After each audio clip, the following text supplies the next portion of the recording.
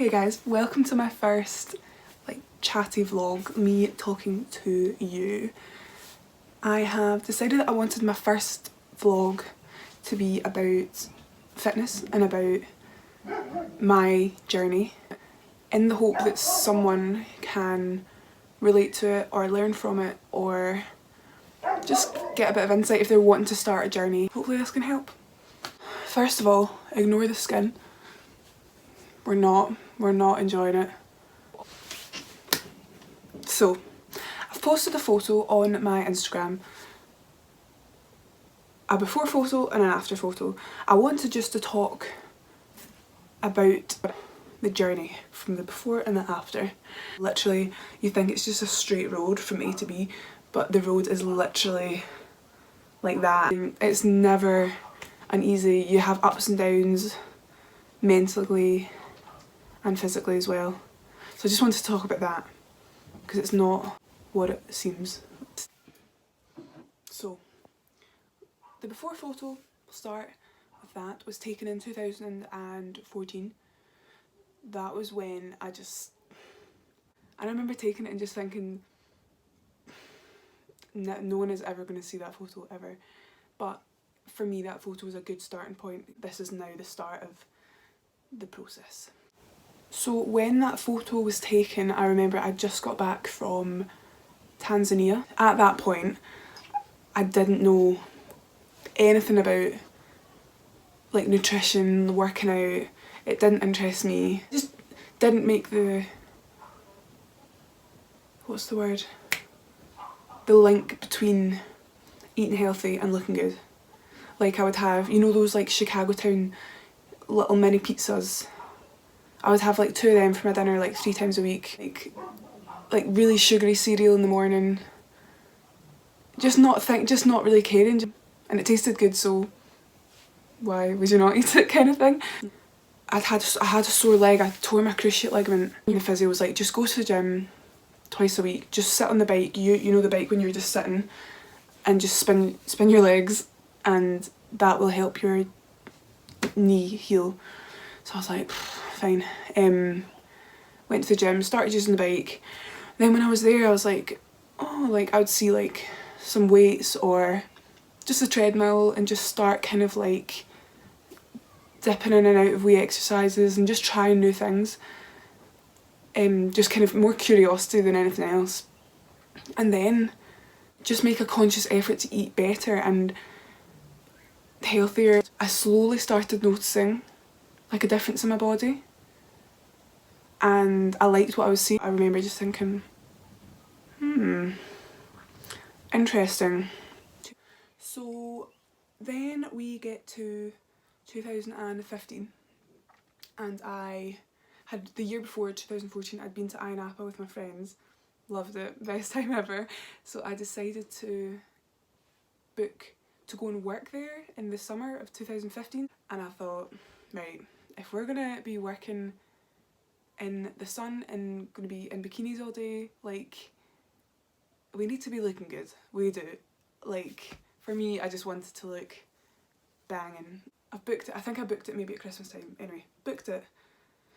Was going in the end of May, and I was like, right. I was just buzzing. I was so excited. I remember booking it and just dancing around my room to Chris Brown and Tyga, you know, that song, Ayo.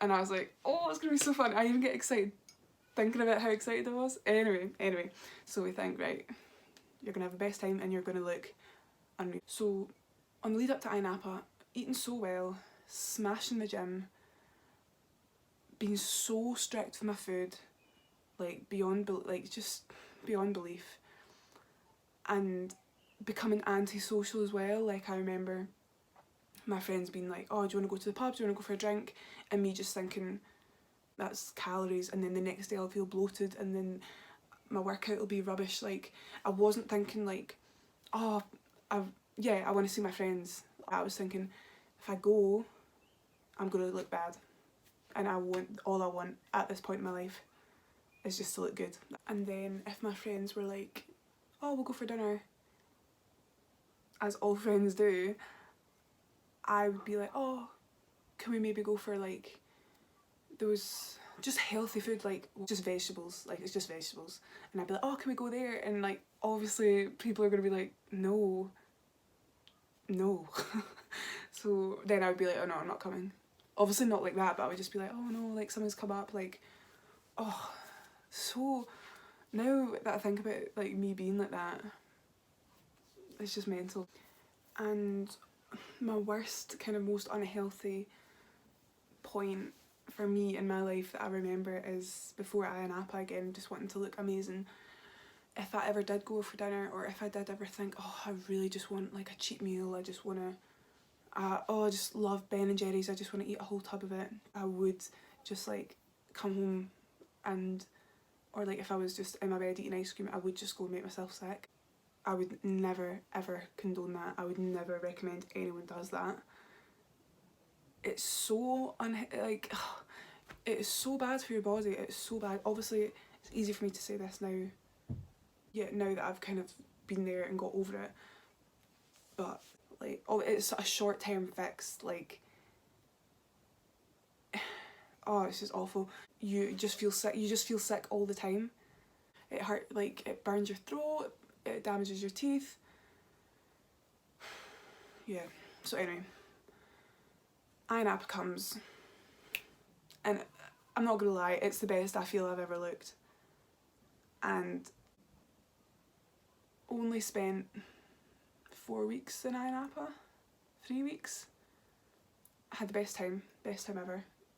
It was so good. I keep being tempted to go back, and then I'm like, right, you're gonna be 25 this year, grow up. Yep, so only spent like 3-4 weeks there, came back and I'd put on every single pound that I'd lost in 4 weeks, and was looking worse probably than I did at the very start of this whole thing. It was just an unhealthy way to do it, not eating enough, absolutely tiring myself out at the gym. If I did eat anything high in calories or ate too much, I would then get rid of it in a very unhealthy and very unsafe way, and my body's obviously just going to pile on anything I've lost. Anytime I've put myself down or said to someone, oh, I'm so fat, they'd be like, shut up, no you don't.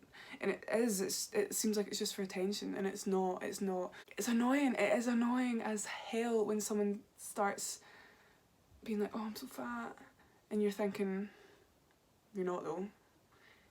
Like, there's more to it than them just wanting attention, there always is, so don't try not be too hard on people that kind of say things like that, because there's more going on than just wanting an extra compliment or something. So yeah, always be nice. So that brings us to 2016, and I decided to get a personal trainer.